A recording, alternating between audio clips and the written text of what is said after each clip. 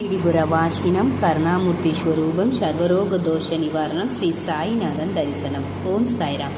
என் அன்பு குழந்தையே, பாபாவின் செய்தி என்ன என்பதை இப்பொழுது தெரிந்து கொள்வோம். ஒரு குழந்தை சோகமாக இருக்கும்போது யாருடைய கண்களில் இருந்து கண்ணீர் வருகிறது இல்லையா?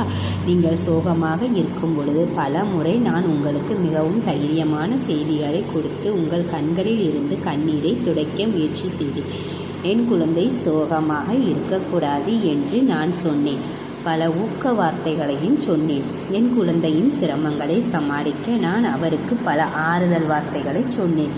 இன்று நான் மிகவும் சோகமாக இருக்கிறேன். என் கண்ணீரை எப்படி துடைக்க முயற்சிப்பீர்கள்?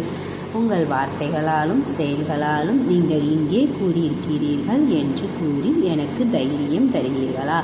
என் கண்ணீரை எப்படி துடைப்பீர்கள்? உங்களால் பதிலளிக்க முடியுமா? நீங்கள் கேட்கிறீர்கள் குழந்தையே, சரியா?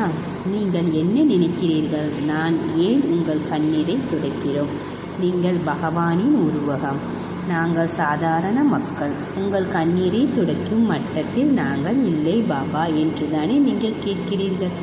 எங்களுக்குள் ஒரு நிலை இருக்கிறது என்று ஏன் சொன்னீர்கள்? பெற்றோர்கள் கஷ்டப்பட்டால் அந்த வலியை குறைக்கும் சுமை குழந்தைகள் மீது விழுகிறது. உங்களுக்கும் எனக்கும் இடையிலான உறவை பற்றி அதையே சொல்லுங்கள்.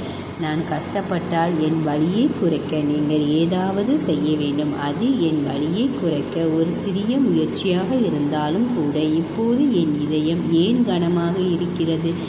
என் கண்கள் ஏன் கண்ணீரால் நிரம்பியுள்ளன? நான் உங்களுக்கு ஒரு சிறு கதையை சொல்கிறேன், கவனமாக கேளுங்கள். ஒரு கிராமத்தில் ஒரு தந்தையும் மகனும் இருந்தார்கள்.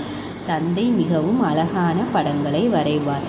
அவர் தனது ஓவியங்களின் வடிவத்தில் அழகான மலைகள், வானம், சந்திரன், நட்சத்திரங்கள் மற்றும் அழகான இயற்கையை கூட காட்டுகிறார். நீங்கள் அந்த ஓவியங்களை பார்க்கும்போது அவை ஓவியங்கள் போலவே இல்லை. நாம் உண்மையில் அந்த உலகத்திற்கு சென்று அங்கே இருப்பது போல அவை தோன்றுகின்றன. மிகவும் அழகாக இருக்கின்றன. அதாவது அவை மிகவும் இயற்கையானவை. இருப்பினும் அவரது மகனும் சிறுவயதிலிருந்தே தனது தந்தை இது போன்ற படங்கள் வரைவதை பார்த்து வளர்ந்தார். மேலும் அவரது மகனும் தனது தந்தையின் சாயலை பெற்றார். அவரது மகனும் இளமையாக இருந்தபோது படங்களை வரைய கற்றுக்கொண்டார். ஒரு தூரிகையை பிடித்து கொண்டு வயதுக்கு ஏற்ப அவருக்குள் இருந்த திறமையை பெற்றார். அவரது அறிவும் அதிகரித்தது. படங்கள் வரைவதில் அவர் தனது தந்தையுடன் போட்டியிட முடிந்தது. அந்த படங்கள் அனைத்தையும் ஒரு கண்காட்சியில் வைத்தார். உண்மையில் அவரது மகனின் படங்கள் அவரது தந்தையின் படங்களை விட அழகாக இருந்தது. அவை ₹1 விற்க தொடங்கினார். நிறைய பணம் சம்பாதித்தார். தனது மகனின் படங்களை பார்க்க வந்த அனைவரும் அவை மிகவும் அழகாக இருப்பதாக பாராட்டினர். இதை பார்த்த தந்தை மிகவும் மகிழ்ச்சி அடைந்தார். அவர் வளர்ச்சியை பற்றி அவர் மிகவும் பெருமைப்பட்டார். தந்தை இப்போது தனது மகனின் சிறிய படங்களை வைத்திருக்கின்றார். தந்தை தினமும் தவறுகள் மற்றும் சிறிய குறைபாடுகளை பற்றி சொல்லிக்கொண்டே இருக்கிறார். சில நாட்களுக்கு பிறகு மகன் மிகவும் கோபப்படுகிறான். அப்பா, என் பொம்மைகள் மிகவும் மதிப்புமிக்கவை. எல்லா இடங்களிலும் உள்ள என் பொம்மைகளுக்கு பாராட்டை பெறுகிறார்கள். ஆனால் நீங்கள் மட்டும் எப்பொழுதும் என்னிடம் குறைவை மட்டுமே கண்டுபிடிக்கிறீர்கள். ஒரு முறை கூட என்னை பாராட்ட மாட்டேங்கிறீர்கள் என்று தந்தையிடம் கோபம் கொண்டார். அதற்கு தந்தை, நான் உன்னிடம் உள்ள நிறை குறைகளை எடுத்து கூறுகிறேன் மகனே.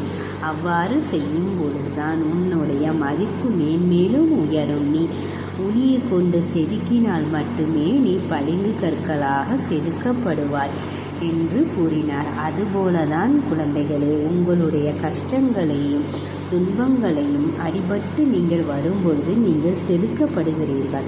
நீங்கள் நன்றாக விளைவிக்கப்படுகிறீர்கள். அதை பற்றி நீங்கள் ஒருபோதும் கவலைப்படாதீர்கள். எப்பொழுதும் அன்புடனும் தூய்மையான மனதுடனும் இறைபக்தியுடனும் இருங்கள். மற்றவை அனைத்தும் உன் தந்தை பார்த்து கொள்வார். ஓம் சாய்ராம்.